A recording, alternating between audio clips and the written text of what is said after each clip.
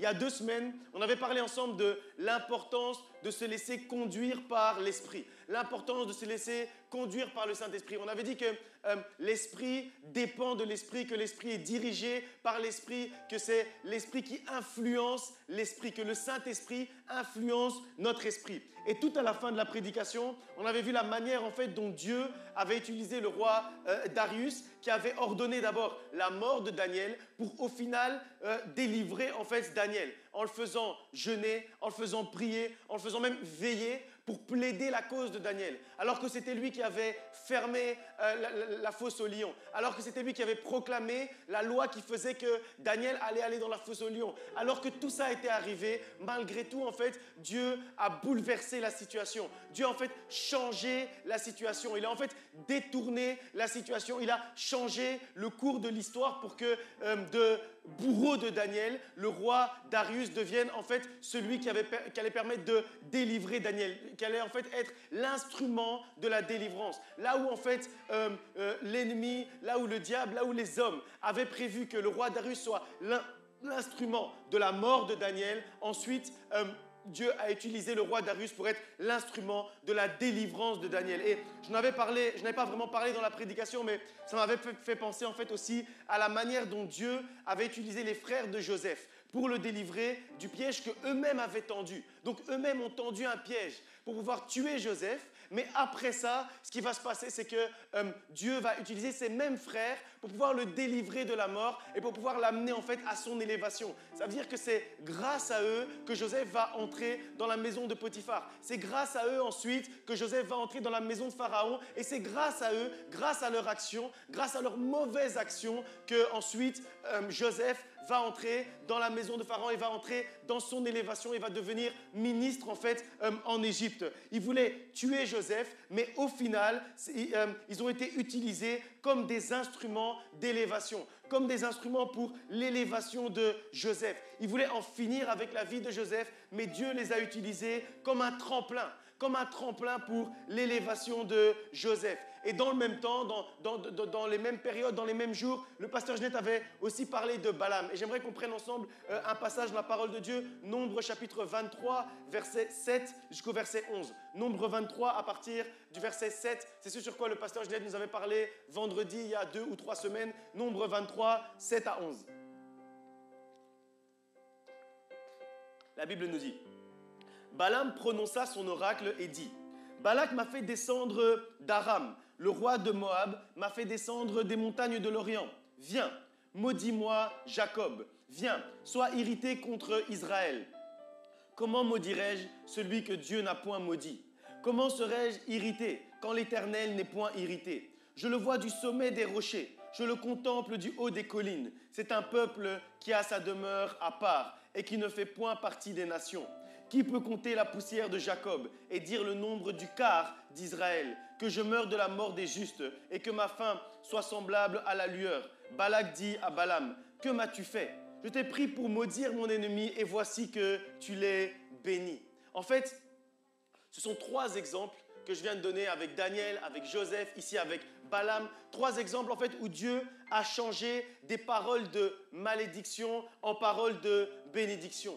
3 fois en fait où quelqu'un voulait du mal aux bien-aimés de Dieu et au peuple de Dieu, et au final, Dieu les a utilisés pour leur faire du bien. Balaam, en fait, ici, il a été mandaté par Balak. Il a été mandaté pour maudire Jacob, pour maudire Israël, pour dire des mauvaises choses sur Jacob et Israël. Mais malgré son mandat, il va faire quelque chose de complètement différent. C'est qu'en fait, il va bénir Jacob, il va bénir Israël, parce que Dieu a placé en fait des mots différents dans sa bouche. Là où sa bouche à la base était orientée vers la malédiction, Dieu va en fait changer l'orientation de sa bouche pour l'amener en fait à bénir. Et je ne sais pas si vous vous rendez bien compte, il vient en fait avec l'objectif de maudire. Il vient et il est convaincu que quand il va arriver devant Israël, que quand il va arriver devant Jacob, ce qui va sortir de sa bouche, ça va être des paroles de malédiction. il arrive avec ce mandat pour la malédiction. Il vient avec l'objectif de la malédiction. Mais quand il ouvre sa bouche, il n'arrive pas à maudire Jacob. Il n'arrive pas à maudire Israël parce que Dieu, en fait, va prendre le contrôle de sa bouche et va l'obliger à bénir son bien-aimé. Et en fait, c'est vraiment quelque chose d'incroyable ce que Dieu a fait à ce moment-là. C'est comme ça, en fait, que Dieu agit, en fait, dans notre vie également. C'est comme ça que Dieu agit dans ta vie également. Ça veut dire qu'ils arrivent vers toi avec un certain mandat. Ils arrivent vers toi pour te maudire. Mais sur le chemin pour arriver vers toi avec une malédiction, ils rencontrent celui qui va prendre le contrôle de leur bouche. Il va prendre le contrôle de leur bouche et il va changer l'orientation de leur bouche. Il va changer l'orientation de leurs pensées. Il va changer l'orientation de leurs paroles. Et là où ils étaient arrivés pour te maudire, à un moment donné, sans le vouloir, sans même comprendre pourquoi, ils vont commencer à te bénir. C'est la manière dont Dieu agit. C'est comme ça réellement que Dieu agit dans notre vie. Sur le chemin vers la malédiction, il trouve en fait celui qui a choisi de te bénir. Et sans le vouloir, ils vont commencer à te bénir. Et j'aime bien ce que Balaam va dire. Il dit en fait, comment maudirais-je celui que Dieu n'a pas maudit ? Et en fait, ce passage, il nous montre quoi ? Il nous montre en fait que parfois, les gens vont essayer de nous maudire. Mais si Dieu ne t'a pas maudit avant ça, rien ni personne ne peut te maudire. Si Dieu ne t'a pas maudit avant que quelqu'un essaye de te maudire, la malédiction qu'il va prononcer n'aura aucun effet. Parce que la Bible nous dit que la malédiction sans cause n'a pas d'effet. Et la cause, en fait, c'est Dieu. La cause, en fait, c'est Jésus-Christ. Ça veut dire la malédiction sans Dieu n'a pas d'effet. Et ce passage nous dit Comment pourrais-je maudire celui que Dieu n'a pas maudit ? Comment pourrais-je m'irriter contre celui contre qui Dieu n'est pas irrité ? Ça veut dire que même si quelqu'un a à l'intérieur de lui plein de colère, il est vraiment fâché contre toi, il va arriver devant toi et puis après, il sera comme un mouton, il sera comme une colombe, il va juste amener la paix. Il est venu pour amener les querelles, il est venu pour amener les problèmes. Mais au fur et à mesure qu'il avance vers toi, l'esprit est en train de parler à son esprit, est en train de dire « Comment vas-tu t'irriter contre celui contre qui l'Éternel ne s'est pas irrité. Si l'Éternel ne s'est pas irrité contre toi, sache que personne ne pourra s'irriter contre toi. Si l'Éternel n'est pas fâché contre toi, sache que personne ne pourra se fâcher contre toi. Si l'Éternel n'est pas en colère contre toi, si Dieu n'est pas en colère contre toi, sache que personne ne pourra se mettre réellement en colère contre toi et sa colère ne pourra avoir aucun impact sur toi parce que c'est comme ça que Dieu agit. Ils arrivent avec des mauvaises intentions. Mais au fur et à mesure qu'ils sont en train de s'approcher de toi, Dieu change leurs mauvaises intentions en bonnes intentions. Et tout ça me fait dire en fait que parfois, des gens ont des mandats bizarres sur notre vie. Ils ont des mandats de méchanceté. Ils ont des mandats de malédiction. Ils ont des mandats de dispute. Ils ont des mandats de querelle. Mais Dieu change ces mandats de malédiction en mandats de bénédiction. Et c'est pour ça que la Bible nous dit que tout concourt au bien de celui qui aime Dieu. Et c'est pour ça que la Bible nous dit que Dieu dispose toutes choses en notre faveur. Il dispose toutes choses en la faveur de ses bien-aimés. C'est-à-dire que même si ils arrivent avec un mandat de malédiction, à un moment donné, leur mandat va changer. Parce que Dieu va en fait changer le mal en bien pour toi. Dieu va changer la malédiction en bénédiction pour toi. Dieu change les mandats de malédiction en mandats de bénédiction. Sache qu'en ce dimanche, les mandats sont en train de changer. Les mandats de ceux qui étaient autour de toi, ils avaient prévu d'arriver avec un mandat de méchanceté, d'arriver avec un mandat de malédiction, d'arriver avec un mandat pour t'écraser. Mais au fur et à mesure qu'ils arrivent, les mandats sont en train de changer. Ils ne le savent pas, ils s'en rendent même pas compte parce qu'on ne dit pas que Balaam s'en est rendu compte. Il s'en est pas rendu compte. Mais au moment où il était en train d'arriver vers Jacob, il a regardé du haut des montagnes et tout ce qu'il a vu et tout ce que son cœur a été suscité par l'amour de Dieu. Et il ne savait pas comment ça se faisait que alors qu'il était arrivé pour haïr Jacob, pour haïr Israël, à un moment donné, quand il les regarde du haut de la montagne, il ne sait pas pourquoi, mais il commence à les aimer. Les gens vont commencer à t'aimer, mais ils ne sauront même pas pourquoi. Ils ne vont même pas comprendre pourquoi, mais ils vont commencer à t'aimer. Tout leur être, toute leur chair a envie de te détester, a envie de t'haïr. Mais à un moment donné, le Saint-Esprit va prendre le contrôle de leur esprit. Et même sans le vouloir, ils vont commencer à t'aimer. Même sans le vouloir, ils vont commencer à te rendre service. Même sans le vouloir, ils vont commencer à plaider ta cause. Ils vont commencer à parler en ta faveur. Parce que c'est comme ça que Dieu agit. Il change les mandats. Les mandats sont en train de changer. Les mandats ont changé. Et ça me fait penser à une prédication que j'avais donnée il y a 3 ou 4 ans, le Dieu des retournements de situation. Et c'est pour ça que je disais que la louange, je ne sais pas, peut-être ils avaient consulté mes notes, le Dieu des retournements de situation. Celui qui change le mal en bien pour nous. Celui qui change la malédiction en bénédiction. Celui qui change le cours de notre histoire. Celui qui change l'orientation du vent. J'ai bien aimé tout à l'heure au tout début de la louange, on nous a dit que Dieu est celui qui change la direction du vent. C'est-à-dire que le vent allait dans une direction, le vent allait dans la direction de la méchanceté, le vent allait dans la direction de la malédiction, mais sur son chemin, Dieu en fait a changé le vent de malédiction, il a changé en vent de bénédiction. Même si le vent était en train de t'amener les problèmes, Dieu est en train de changer la direction de vent, changer l'orientation du vent, pour qu'au lieu de t'amener les problèmes, le vent t'amène le bonheur. Pour qu'au lieu de t'amener les problèmes, le vent t'amène les solutions. Et c'est comme ça que Dieu est capable de faire. Il est capable de changer la direction du vent pour transformer le vent de malédiction en vent de bénédiction. Et on va partager encore quelques passages ensemble maintenant. Mais on va surtout prier aujourd'hui, comme j'ai dit tout à l'heure, parce qu'on sait... on ne sait pas en fait ce qui se dit de nous. On ne sait pas en fait les raisons, ni ce qui anime en fait ceux qui s'approchent de nous. Parfois les gens s'approchent de nous comme Balaam s'est approché du peuple d'Israël. Il s'est approché avec une idée bizarre, avec un objectif qui n'était pas aligné avec l'objectif de Dieu. Et parfois, les gens vont s'approcher de nous et on ne connaît pas leur objectif. Et c'est la raison pour laquelle on doit réellement prier. Prier pour qu'en fait, peu importe l'objectif qu'ils avaient en s'approchant de nous, que uniquement l'objectif de Dieu puisse s'accomplir dans notre vie. On ne connaît pas non plus les paroles qui sont prononcées contre nous. Et c'est pour ça en fait qu'on dit qu'on doit prier pour que Dieu change toutes ces paroles de malédiction en paroles de bénédiction. Et quand je parlais il y a quelques semaines également de Jaébet, de la prière de Jaébet, je disais que parfois en fait c'est de bonne volonté que les gens vont dire des choses dans notre vie. Quand la mère de Jaébet l'a appelé Jaébet, qui veut dire souffrance, c'était de bonne volonté. C'était en fait pour le considérer plus que ses frères, pour le considérer plus que les autres. Donc en fait, c'était de bonne volonté. Parfois, ça vient des gens qui sont proches de nous. Parfois même, ça vient de nous-mêmes. Quand on commence à dire « je ne vais pas y arriver », quand on commence à dire « ça n'ira jamais », quand on commence à dire « je vais de problème en problème, d'un problème à l'autre », quand on commence à dire « j'ai l'impression que je ne vais jamais m'en sortir », qu'à chaque fois quand il y a un problème qui se résout, il y a un nouveau problème qui arrive. Toutes ces choses qu'on dit souvent sur notre vie. Chacun d'entre nous, on est déjà passé par ces moments de découragement où on prononce ce genre de phrases. Mais toutes ces choses, en fait, ce sont des mandats de malédiction qu'on prononce sur notre propre vie. Et donc, c'est le moment où Dieu va réellement changer tous ces mandats de malédiction, même si ça vient de notre propre bouche, même si ça vient de notre propre volonté, même si ça vient de la bouche de ceux qui nous aiment, même si ça vient de la volonté de ceux qui nous aiment. Dieu peut changer tous ces mandats-là. Et quand on dit toutes ces choses, en fait,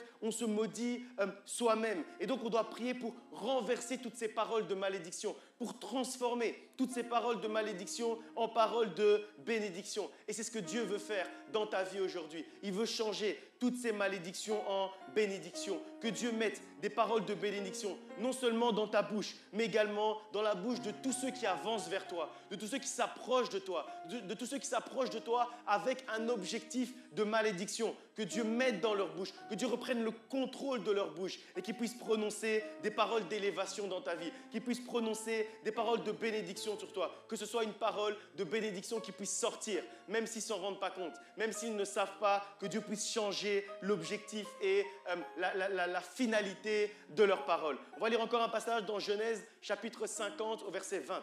Genèse 50, verset 20. Genèse 50, 20 nous dit « Vous avez projeté de me faire du mal. Dieu l'a transformé en bien. » Vous avez projeté de me faire du mal, mais Dieu l'a changé en bien. Il projetait de te faire du mal, mais Dieu a changé ce mal-là en bien. Peu importe les projets que les hommes ont sur ta vie, Dieu va changer tous ces projets-là en bien. Dieu va changer tous ces projets en projets d'élévation. Parce que peu importe le projet des hommes, dans Proverbe, on nous dit que Peu importe le projet des hommes, c'est le dessein de Dieu et seulement le dessein de Dieu qui s'accomplit dans la vie de ses bien-aimés. Ça veut dire que les hommes peuvent avoir des projets sur ta vie, mais c'est le dessein de Dieu qui s'accomplit. Et on ne dit pas que c'est le projet de Dieu qui s'accomplit. Un dessein, en fait, c'est un ensemble de projets. C'est un portefeuille de projets. Ça veut dire qu'un homme, il peut avoir un projet de malédiction pour ta vie. Il peut avoir un projet de mal pour ta vie, mais Dieu, il a une multitude de projets de bénédiction pour toi. Il a une multitude de projets de bonheur pour toi. Il a une multitude de projets d'espérance pour toi. Et le projet que Dieu, le portefeuille de projets que Dieu a pour ta vie, le dessein que Dieu a pour ta vie, c'est un projet de paix et non de malheur pour te donner un avenir et de l'espérance. C'est un projet qui te donne de l'espérance. C'est un projet qui te donne un avenir. Il n'y a que ce dessein-là, il n'y a que ce projet-là qui peut s'accomplir dans ta vie. Aucun autre projet ne va s'accomplir dans ta vie. Même si quelqu'un était venu avec le mandat d'un autre projet qui devait s'accomplir dans ta vie, même si toi-même, tu avais proclamé un autre projet sur ta propre vie, aujourd'hui, Dieu est en train de détruire ce projet-là. Et c'est son projet à lui et à lui seul qui est en train de s'accomplir. Il est en train de construire un nouveau projet pour ta vie. Il est en train de construire un nouveau dessein pour ta vie. Psaume chapitre 30 au verset 5 nous dit « La nuit durera autant que le jour et la lumière brillera dans les ténèbres comme en plein midi. » Même dans les moments les plus sombres, même dans les moments les plus difficiles, même dans les moments les plus ténébreux, les plus compliqués de ta vie, la lumière de Dieu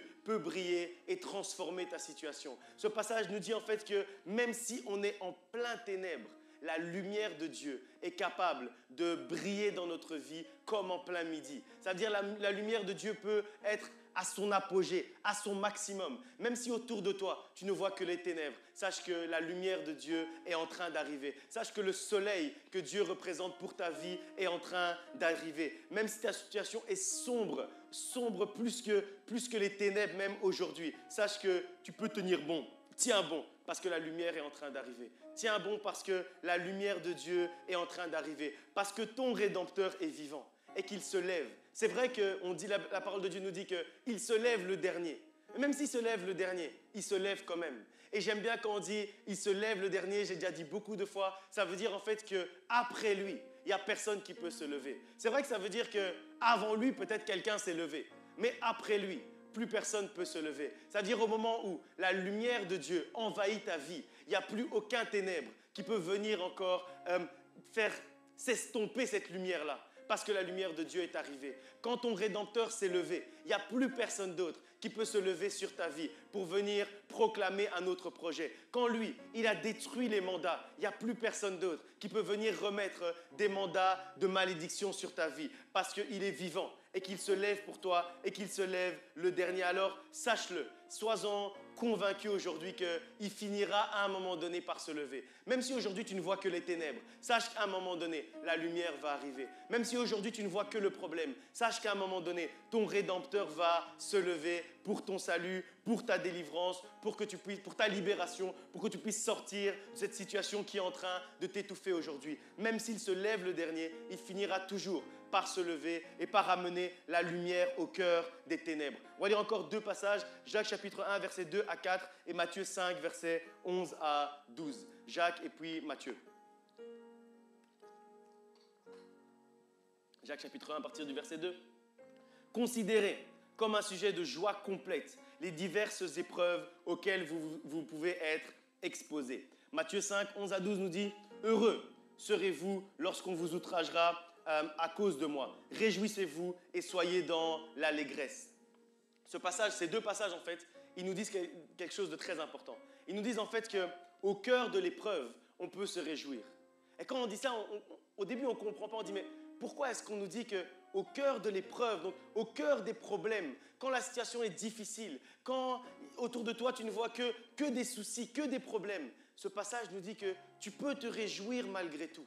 Et la raison pour laquelle en fait on peut se réjouir, c'est parce qu'en fait l'épreuve, ça donne en fait une opportunité à Dieu de pouvoir nous délivrer.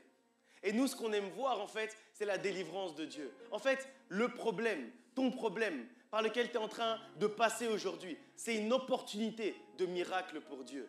Dieu voit ça en fait comme une opportunité de faire un miracle. Alors toi aussi, commence à voir tes problèmes comme une opportunité de voir un miracle dans ta vie, comme une opportunité de voir la délivrance de Dieu dans ta vie, comme une opportunité de voir la libération de Dieu dans ta vie. Quand tu vois les ténèbres autour de toi, dis-toi que c'est une opportunité pour la lumière de chasser les ténèbres. C'est une opportunité pour la lumière de Dieu de venir dans ta vie. Parce que s'il n'y a pas les ténèbres, on ne verra pas la différence entre les ténèbres et la lumière. Alors pour qu'on voit la différence entre les ténèbres et la lumière, pour qu'on voit la lumière arriver, pour qu'on voit le rayon de soleil arriver, il faut d'abord qu'on puisse voir les ténèbres. Il faut d'abord qu'on puisse connaître un peu l'obscurité. Et quand on connaît l'obscurité, au moment où la lumière arrive, c'est une grande réjouissance. C'est la raison pour laquelle ce passage va nous dire que quand on voit les difficultés, quand on voit les épreuves, on peut se réjouir parce qu'on sait que c'est une opportunité de voir une solution. C'est une opportunité de voir un miracle. Alors, vois le problème dans lequel tu es aujourd'hui.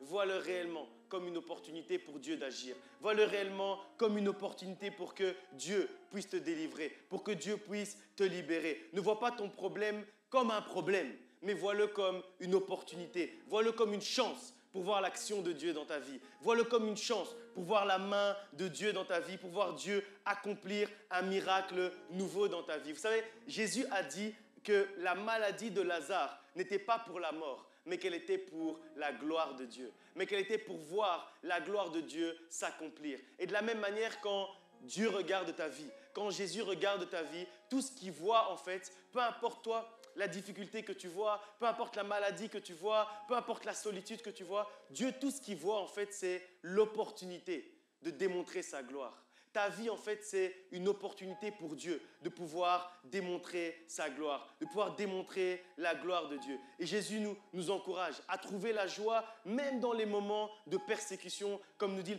le deuxième passage qu'on a lu. Parce qu'en fait, ça signifie qu'on est dans la volonté de Dieu. Car en fait, on peut être heureux, comme dit ce passage, d'être outragé. Parce que si on est outragé, c'est qu'on est dans la volonté de Dieu. Vous savez, l'ennemi, il ne combat pas ceux qui sont déjà dans l'erreur, puisque son objectif, c'est de les amener dans l'erreur, c'est de les amener à pécher, c'est de les amener dans les problèmes. Donc si en fait l'ennemi te combat, tu peux te dire que tu es sur le bon chemin. Parce que c'est ceux qui sont sur le bon chemin que l'ennemi essaye de faire dévier. Donc si tu vois les problèmes, si tu vois les combats, réjouis-toi au cœur du combat. Parce que c'est que tu es sur le bon chemin. Parce que c'est que le dessein de Dieu est en train de s'accomplir dans ta vie. Raison pour laquelle l'ennemi va te combattre. Raison pour laquelle les mauvais vents vont souffler. Raison pour laquelle les mauvais bruits vont arriver dans tes oreilles. Mais toi, garde les yeux fixés sur ton Dieu. Garde les oreilles fixées sur la parole de ton Dieu. Et tu verras que tu vas continuer à avancer. Que tu vas continuer à marcher sur le chemin que lui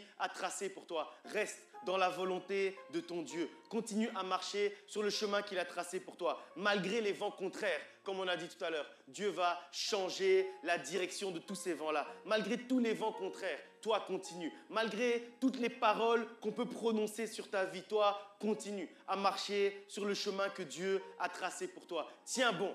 Parce qu'au bout du chemin, c'est la victoire qui t'attend. Et j'aime bien toujours dire que Dieu ne nous a pas promis que le chemin serait facile, mais il nous a promis qu'on verrait la ligne d'arrivée. Mais il nous a promis qu'on verrait la victoire à la fin. Mais il nous a promis que malgré toutes les embûches, à la fin, c'est la victoire qui nous attend. Parce que de la même manière, la victoire a attendu Jésus à la fin de sa vie. À la fin de sa vie, peu importe les difficultés de la croix, peu importe les souffrances de la croix, à la fin de sa vie, à la fin de tout ça, à la fin de la passion du Christ, à la fin de tout ce qu'il a vécu de difficile, à la fin de toutes les moqueries, à la fin de toutes les paroles de malédiction que les hommes ont prononcées sur sa vie, à la fin de tout ça, il est sorti du tombeau et il est ressuscité d'entre les morts et il nous a donné la victoire. De la même manière, à la fin de toutes les tribulations, à la fin de toutes ces difficultés, toi, garde la confiance parce qu'à la fin de tout ça, c'est la victoire qui t'attend. Et la Bible nous dit, vous aurez des tribulations.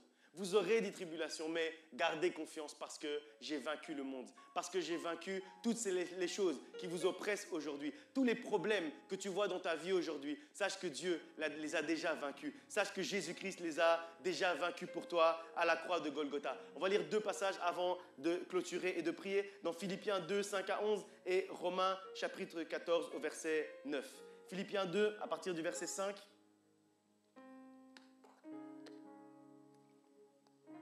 Ayez en vous les sentiments qui étaient en Jésus-Christ, lequel, existant en forme de Dieu, n'a point regardé comme une proie à arracher d'être égal avec Dieu, mais s'est dépouillé lui-même en prenant une forme de serviteur, en devenant semblable aux hommes, ayant paru comme un simple homme. Il s'est humilié lui-même, se rendant obéissant jusqu'à la mort, même jusqu'à la mort de la croix. C'est pourquoi aussi Dieu l'a souverainement élevé et lui a donné le nom qui est au-dessus de tout nom, afin qu'au nom de Jésus, tout genou fléchisse dans les cieux, sur la terre et sous la terre, et que toute langue confesse que Jésus-Christ est Seigneur à la gloire de Dieu le Père. Romains 14, 19 nous dit « Car Christ est mort et il est revenu à la vie, afin de dominer sur les morts et sur les vivants. » Celui avec lequel tu marches, celui qui te donne la victoire tous les jours de ta vie, c'est celui en fait qui est mort et qui est revenu à la vie. C'est celui qui a été chercher la victoire pour toi à la croix de Golgotha. C'est celui qui a été souverainement élevé et qui a reçu le nom qui est au-dessus de tout nom. Et quand on dit qu'il est au-dessus de tout nom, ça veut dire qu'il est au-dessus de tout ce à quoi on peut donner un nom. Ça veut dire que si tu peux donner un nom à ton problème, si ton problème s'appelle facture, si ton problème s'appelle célibat, si ton problème s'appelle stérilité, si ton problème s'appelle difficulté dans le ministère, si ton problème s'appelle manque d'orientation du Saint-Esprit, peu importe comment s'appelle ton problème, sache qu'il a un nom. Et s'il a un nom, le nom de Jésus a été élevé au-dessus du nom de ton problème. Le nom de Jésus a été élevé au-dessus du nom de ta maladie. Le nom de Jésus-Christ a été souverainement élevé. Et quand on dit souverainement élevé, vous savez ce que j'aime bien dire dans la Bible, chaque mot est important. On aurait pu juste dire « il a été élevé ». Mais on dit qu'il a été souverainement élevé. Ça veut dire qu'il a été élevé en devenant souverain. Ça veut dire en fait quand on dit qu'il a été élevé, souverainement élevé au-dessus de toutes ces choses, ça veut dire qu'en fait, quand il est élevé, il devient également le roi, le souverain de toutes ces choses-là. Ça veut dire que quand on dit qu'il a été élevé au-dessus de tous tes problèmes qui ont un nom, ça veut dire qu'il est devenu le roi de tous tes problèmes qui ont un nom. Ça veut dire en fait, tous tes problèmes, ils sont les sujets de Dieu, les sujets de Jésus-Christ. Ça veut dire qu'ils doivent lui obéir, puisqu'ils sont les sujets. Puisqu'il a été souverainement élevé, ils sont les sujets de Dieu. Ils sont les sujets de Jésus-Christ et ils doivent obéir à Jésus-Christ. Ça veut dire que si Jésus aujourd'hui proclame au problème de quitter ta vie, il n'a pas le choix, il est obligé d'obéir parce que Jésus-Christ a été souverainement élevé au-dessus de tout ce qui a reçu un nom. Il a été élevé pour une autre raison. Il a été souverainement élevé au-dessus de tout ce qui a un nom et il a été élevé également pour que tout genou fléchisse et que toute langue confesse qu'il est le Seigneur. Alors on peut dire aujourd'hui que notre problème, ton problème, ta situation va fléchir le genou en ce dimanche.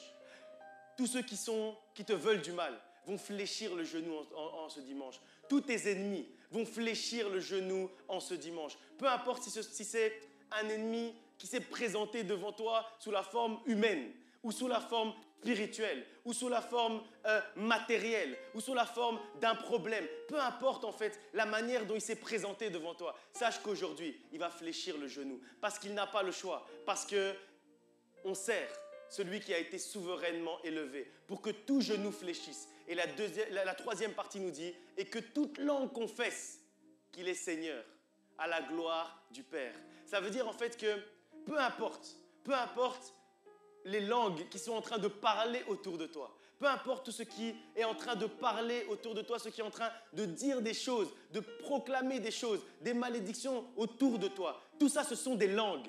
Peu importe toutes ces langues-là, Dieu va en fait capter toutes ces langues, prendre le contrôle de toutes ces langues pour qu'il puisse juste proclamer que Jésus est le Fils de Dieu, pour qu'il puisse juste proclamer en fait, confesser en fait que Jésus est Seigneur. Et quand ils confessent que Jésus est Seigneur, ce qu'ils sont en train de faire, c'est confesser, proclamer la bénédiction dans ta vie. Ça veut dire que même s'ils arrivent avec un objectif de malédiction, sur le chemin, Dieu va attraper leur bouche. Et quand il va attraper leur bouche, il va attraper également leur langue. Et quand il va attraper leur langue, en fait, il va changer l'orientation de leur langue pour que leur langue puisse confesser que Jésus-Christ est Seigneur dans ta vie, dans leur vie et dans ce monde. Et c'est la manière dont Dieu agit. Ta situation va fléchir le genou. toute langue va confesser que Jésus-Christ est le Seigneur de ta vie. Même la malédiction va se changer en bénédiction en la présence de Dieu dans ta vie. Parce que sa présence change la malédiction en bénédiction. Sa présence change en fait les pensées de ceux qui sont autour de toi. Les mauvaises pensées vont devenir des bonnes pensées. Même celui qui marchait vers toi pour te maudire, il va changer d'avis en arrivant vers toi. En te voyant, il va changer d'avis. En te voyant, il va changer d'avis et il va commencer à te bénir sous l'action de Dieu. Parce qu'au moment où il va s'approcher de toi, il s'approche également du Saint-Esprit. Et le Saint-Esprit va prendre le contrôle de son esprit. Et quand il va arriver avec un esprit de méchanceté, avec un esprit de querelle, avec un esprit de malédiction, son esprit va être contrôlé par le Saint-Esprit qui habite à l'intérieur de toi, qui est autour de toi, qui environne ta vie. Il va prendre le contrôle. Et comme on a dit la semaine dernière et la semaine d'avant, l'esprit dépend de l'esprit. L'esprit est influencé par l'esprit. Donc même sans le vouloir, si toi tu es animé du Saint-Esprit, celui qui arrive vers toi avec n'importe quel autre esprit, cet esprit-là va être captif au Saint-Esprit. Va être en fait le sujet, comme on a dit tout à l'heure, du Saint-Esprit. Parce que le Saint-Esprit va être souverainement élevé au-dessus de cet esprit-là. Et c'est la manière dont Dieu agit pour qu'aujourd'hui, tu puisses dire, comme dans Psaume au chapitre 18, « Je m'écris, loué soit l'Éternel et je suis délivré de tous mes ennemis. » Peu importe le nom de tes ennemis, aujourd'hui, tu dois pouvoir proclamer cette parole-là. Aujourd'hui, à la fin de la prière, tu dois pouvoir proclamer « Je m'écris, loué soit l'Éternel et je suis délivré de tous mes ennemis. » Parce qu'aujourd'hui, Dieu a prévu de changer ton histoire. Parce qu'aujourd'hui, Dieu a prévu de changer la direction du vent. Parce qu'aujourd'hui, Dieu a prévu de changer toutes les malédictions en bénédictions. Alors, est-ce que tu es prêt aujourd'hui à un retournement de situation? Est-ce que tu es prêt aujourd'hui à un bouleversement de situation dans ta vie?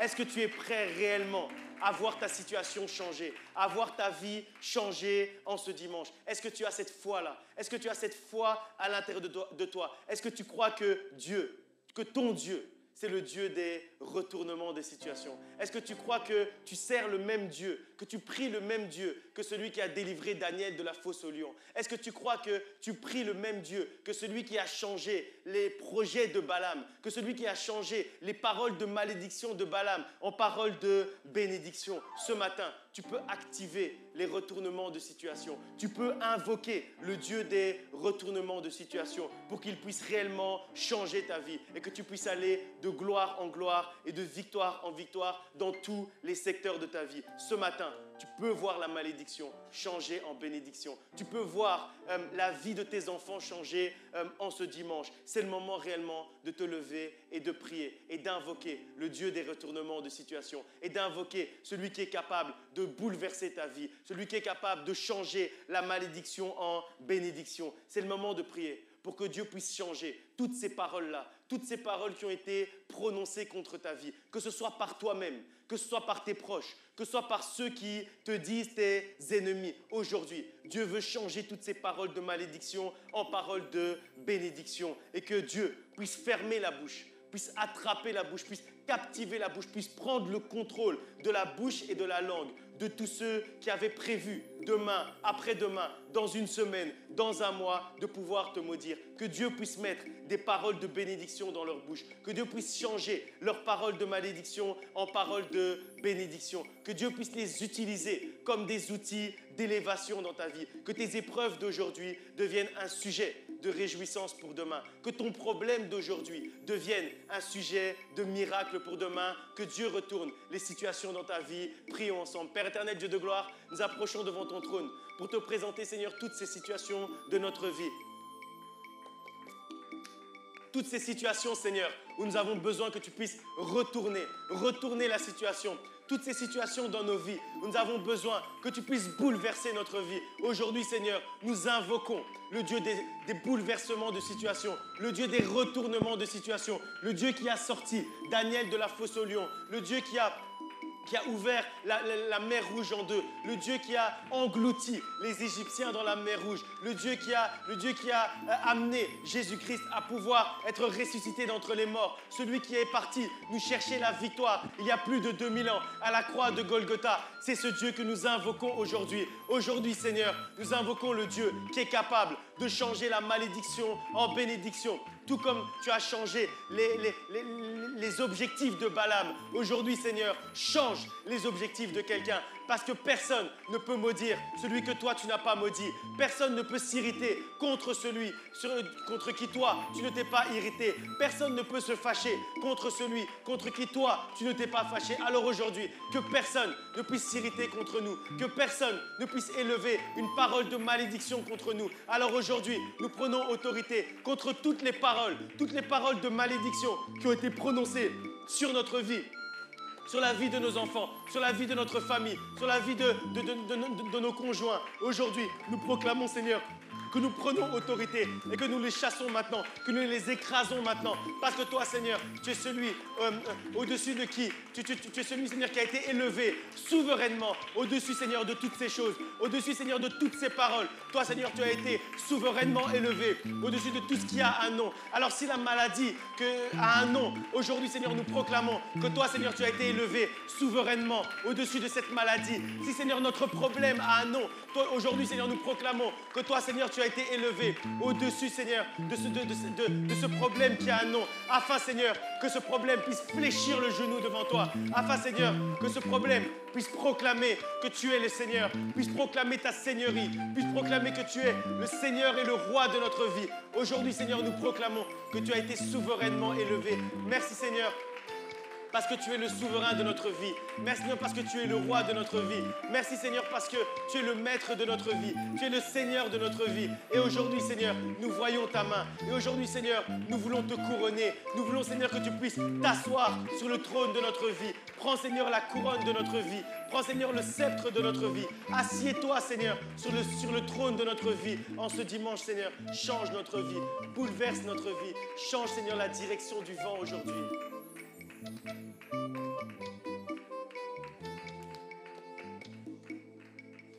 Change la direction du vent aujourd'hui, Seigneur. Nous voulons voir ta main ce dimanche, Seigneur. Nous sommes venus, Seigneur, pour que notre vie puisse changer. Nous sommes venus, Seigneur, pour que notre vie puisse être bouleversée en ce dimanche. Nous ne sommes pas venus, Seigneur, pour ressortir encore de la même manière. Nous ne sommes pas venus aujourd'hui dans cette église. Nous ne sommes pas venus aujourd'hui dans ton sanctuaire par routine. Nous ne sommes pas venus aujourd'hui par bonne conscience. Nous sommes venus aujourd'hui pour voir notre vie changer. Nous sommes venus aujourd'hui pour voir notre vie être bouleversée. Alors, Seigneur, aujourd'hui, nous n'allons pas, Seigneur, partir avant, Seigneur, d'être bénis. Nous n'allons pas, Seigneur, partir avant d'avoir la conviction que la malédiction s'est transformée en bénédiction.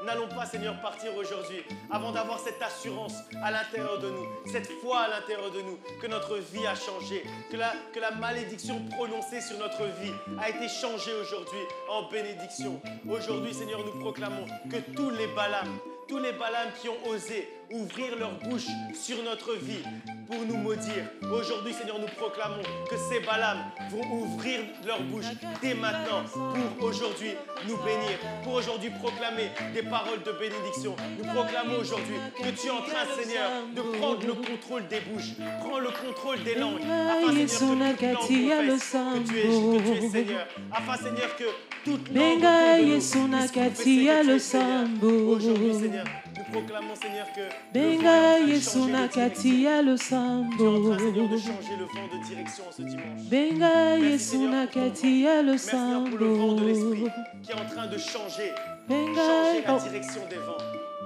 J'entends Changer le la son direction des des mauvais vents. anges qui Changer la viennent direction des vents de opérer, malédiction. mandatés par Dieu. Change aujourd'hui. J'entends et Nous avons j'entends confiance en le toi. son des Nous anges savons, Seigneur, que qui tu es capable. viennent opérer, mandatés Seigneur, que ta main n'est par pas Dieu. J'entends Change et nos vies, Seigneur. j'entends le son des Prends le anges contrôle de nos vies, qui Seigneur. viennent Partout où il y a les opérer, ténèbres aujourd'hui, Seigneur, mandatés par nous voulons voir ta Dieu. lumière. Partout, Seigneur, où les ténèbres ont envahi notre vie.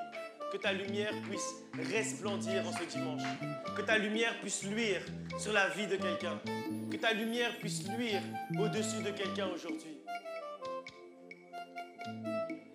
Nakati ya lusambo yoko Ne vois que les sala. ténèbres. Ya ya Que nos yeux spirituels puissent eh. voir ta lumière. Même si la réalité nous dit que nous sommes dans l'obscurité, que la Nakati vérité ya puisse nous dire lusambo que yoko nous sommes dans la sala. lumière. Ya Que la vérité de la ya parole de Dieu puisse nous éclairer en ce dimanche.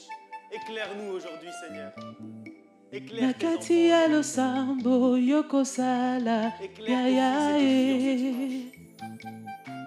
Éclaire-nous aujourd'hui.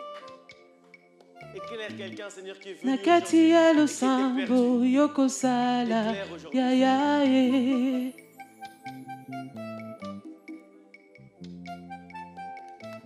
Envoie ta lumière dans la vie Nakati de ya quelqu'un lusambo qui se posait une yoko question, sala. Ya ya qui n'avait pas encore reçu de réponse. Envoie ta lumière, Seigneur. Envoie ta lumière sur nos vies. Que ta lumière puisse resplendir sur nous. Que ta lumière puisse luire sur Benga nous. Yesu nakati ya Que nous puissions marcher lusambo. avec ta lumière dès aujourd'hui. Benga Éclaire Yesu notre chemin, nakati ya Que ce ne soient pas les lusambo. projets des hommes qui puissent s'accomplir dans notre vie. Benga Que ce Yesu soit nakati ya ton lusambo. dessein à toi et à toi seul qui puisse s'accomplir dans notre Benga vie. Yesu nakati ya Nous brisons tous les projets de lusambo. l'ennemi dans notre vie maintenant. Au nom de Benga Jésus. Yesu Nous nakati ya brisons tous les projets des hommes dans lusambo. notre vie maintenant. Au nom de Benga Jésus. Yesu nakati ya Que les lusambo. desseins de Dieu, que les desseins de l'éternel des armées, Benga que les Yesu desseins nakati de ya notre Créateur, lusambo. que les desseins de notre Père, que les desseins de Benga celui qui Yesu dit un mot et la nakati chose ya s'accomplit, lusambo. sont en train de s'accomplir dans notre vie. Merci Seigneur pour tes desseins qui s'accomplissent dans notre vie.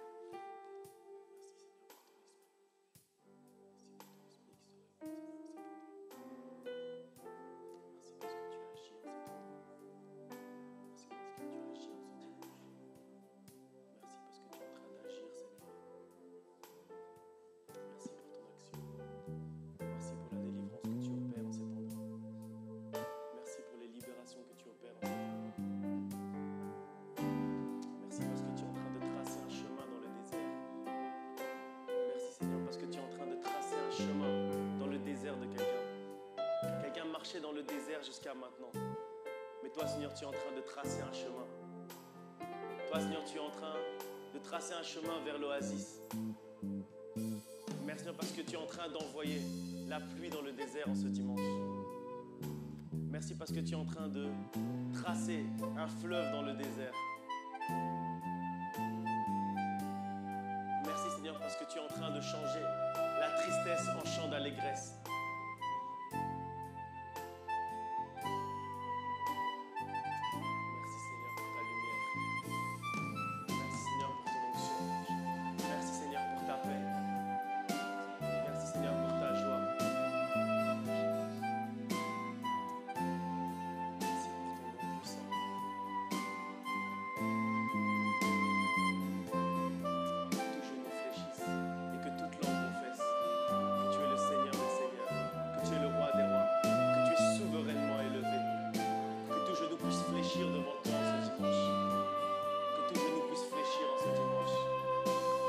Même si les océans se déchaînent, je les traverserai avec toi.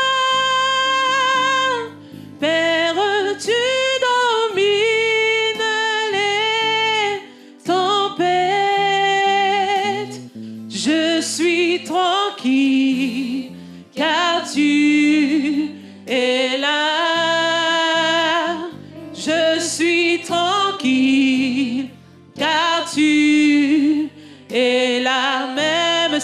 tranquille, même si les océans se déchaînent, je les traverserai avec toi. Père, tu domines les tempêtes. Je suis tranquille, car tu es là. Je suis tranquille, car tu es là. Je suis tranquille, car tu es là. Je suis tranquille, car tu es là. Je suis tranquille. Je suis tranquille. Je suis tranquille, Car tu es là. Je suis tranquille. Je suis tranquille. Car tu es là. Car tu Car tu es là. Moi je suis tranquille. Je suis tranquille. Car Car tu es là. es là. Oh, je suis Je tranquille. suis tranquille. Car tu es là. Car tu es là. Oui, même si les océans se déchaînent, je les traverserai avec toi. Père, tu domines les tempêtes. Je suis tranquille, car tu es là. Je suis tranquille, car tu es là. Pour clôturer la prière, j'aimerais juste qu'on fasse quelque chose. Dans Genèse chapitre 32, verset 26, Jacob va dire à l'Éternel, je ne te laisserai point aller avant que tu m'aies béni. Et j'aimerais vraiment qu'aujourd'hui, tu puisses sortir d'ici avec la conviction que la malédiction est devenue bénédiction, avec la conviction réelle, avec la foi réelle, avec la certitude réellement que ta vie a changé, que ta vie a été bouleversée, que les vents mauvais ont changé de direction. Alors, si on a prié ensemble, etc., mais tu n'as pas encore cette conviction à l'intérieur de toi, ce n'est pas mauvais. Je vais juste te demander de t'avancer et on va prier avec toi. Parce que tu dois sortir d'ici avec cette conviction. Tu ne peux pas sortir d'ici en te disant « Peut-être que j'ai été béni, peut-être que je n'ai pas été béni, on verra demain comment ma vie va se passer. » Tu ne peux pas sortir comme ça. Alors, si tu n'es pas sûr et certain, si tu n'as pas la conviction, si tu n'as pas l'assurance, la certitude que réellement, la malédiction s'est changée en bénédiction, si tu n'as pas la certitude vraiment que toutes les paroles mauvaises qui ont été prononcées sur ta vie ont été changées en paroles de bénédiction, je vais juste t'appeler à t'avancer. Si tu n'as pas la certitude, avance-toi et on va prier pour toi et on va te garantir, on va t'assurer, on va te donner la certitude que quand tu sors d'ici, ta vie ne sera plus jamais la même, que ta vie soit bouleversée quand tu sors d'ici.